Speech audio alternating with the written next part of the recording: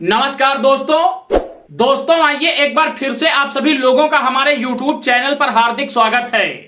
दोस्तों सीधी बात नो बकवास सीधे वीडियो में हम आपको लेकर चलेंगे मुद्दों की ओर। दोस्तों आप लोग देख रहे हैं कि जैसे ही बीएसपी सुप्रीमो मायावती जी देश की राजनीति में सक्रिय होती हैं और मतदाताओं पर अपना प्रभाव छोड़ने लगती हैं, वैसे ही कांग्रेस के नेताओं के द्वारा देश के अंदर यह परसेप्शन तैयार किया जाने लगता है कि मायावती जी ये काम बीजेपी के इशारे पर कर रही हैं।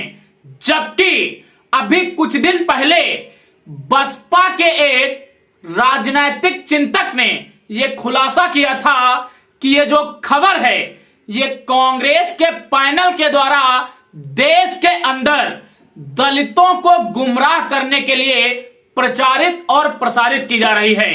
दोस्तों बसपा के जो प्रदेश अध्यक्ष हैं विश्वनाथ पाल जी, उन्होंने एक बड़ी बात कही है कि 2012 के विधानसभा चुनाव में अयोध्या और उसके आसपास के इलाकों में भारतीय जनता पार्टी को करीब हर विधानसभा सीट पर 8, 10, 12 हजार के आसपास ही वोट हासिल हुए थे। लेकिन उस समय कांग्रेस ने बीजेपी को वोट कटवा पार्टी नहीं कहा था, क्योंकि इनकी मानसिकता एक जैसी है। ये हमेशा से यही सोचते हैं या तो कांग्रेस या तो बीजेपी, कोई दूसरी पार्टी किसी राज्य में पनप ही न पाए। शायद यही वजह है कि कांग्रेस, सपा, आरजेडी जैसे संगठनों से गठबंधन कर यूपी बिहार में अपनी धाक को मजबूत कर रही है, लेकिन सपा और आरजेडी जैसी पार्टियों को हरियाणा, महाराष्ट्र, झारखंड और जम्मू कश्मीर के अंदर कोई भी राजनीतिक भागीदारी नहीं दे रही है। दोस्तों कांग्रेस और बीजेपी से उत्तर प्रदेश, बिहार के साथ साथ पूरे देश के लोगों को सतर्क रहने की बहुत ज्यादा जरूरत है।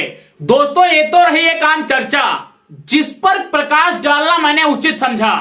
अब आपको लेकर के चलूंगा थंबनेल के अनुसार और दिखाऊंगा बीबीसी न्यूज एजेंसी की वो खबरें, दिखाऊंगा आपको लेख जिसमें बीबीसी न्यूज एजेंसी ने मायावती जी की वापसी को लेकर शानदार वर्णन किया है।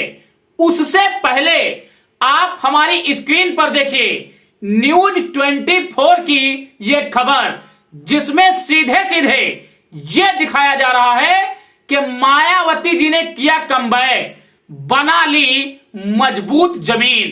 दोस्तों ये खबरें मैं इसलिए दिखा रहा हूं क्योंकि इस देश के अंदर लगातार बहुजन समाज पार्टी के मतदाताओं का मनोबल तोड़ने के लिए गोदी और कांग्रेस समर्पित मीडिया के द्वारा उनके कमजोर होने की खबरें दिखाई जा रही हैं। दोस्तों आप जाकर इन चैनलों पर ऐसी खबरों को देखें और आपके अंदर जो गलत नैरेटिव बसपा को लेकर सेट किया गया है उससे आप बचने का प्रयास कीजिए। दोस्तों अब आप देखिए हमारे स्क्रीन पर बीबीसी न्यूज एजेंसी की वो खबर जिसमें उन्होंने मायावती जी की वापसी को लेकर शानदार लेख लिखा है।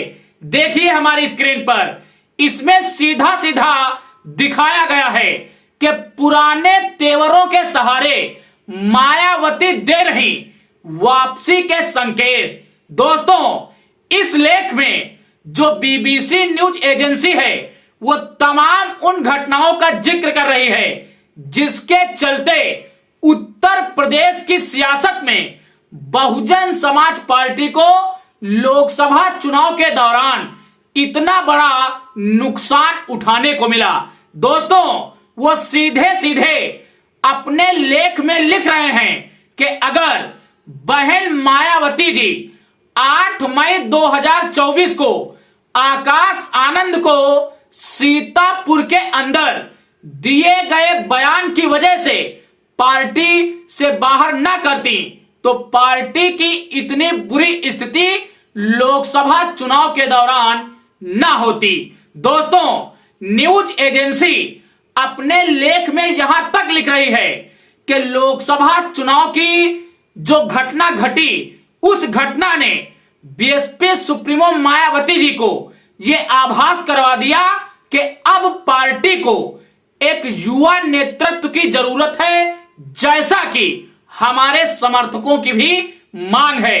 शायद इसीलिए बहुजन समाज पार्टी के सुप्रीमो बहन मायावती जी ने आकाश आनंद की शानदार वापसी कर देश की सियासत में फिर से मान्यवर कांशीराम साहब जी की बसपा को जीवित करने का प्रण लिया और कहीं ना कहीं वो प्रदेश और देश की सियासत में जिस तरीके से सक्रिय राजनीति कर रहे हैं, इससे ऐसी संभावनाएं बन रही हैं कि आने वाले समय में बहुजन समाज पार्टी एक बार फिर से देश और प्रदेश की सत्ता में अपना वर्चस्व कायम रख सकती है।